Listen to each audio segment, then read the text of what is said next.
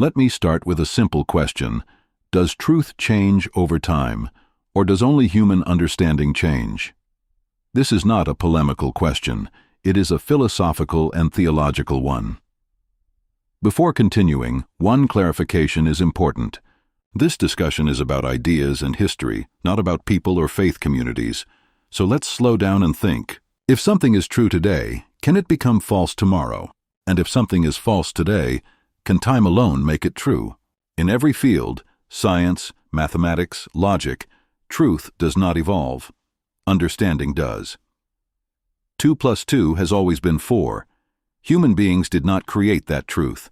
They discovered it. The same principle applies to divine guidance. If guidance comes from God, it should not need correction, revision, or theological adjustment centuries later. Yet when we look at religious history, we notice something interesting. Beliefs often develop over time. Doctrines are refined, explanations are expanded, councils are formed to settle disagreements.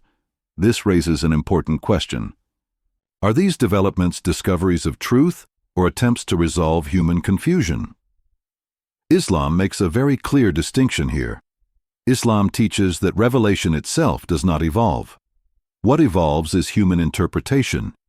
That is why Islam emphasizes preservation.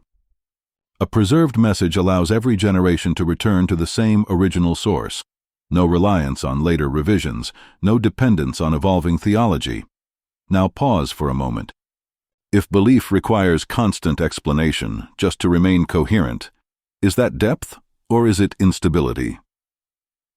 Mystery is often defended as a virtue, but mystery cannot be the foundation of accountability. If people are held responsible for belief, that belief must be understandable. This is why the Quran repeatedly describes itself as clear, explained, and accessible.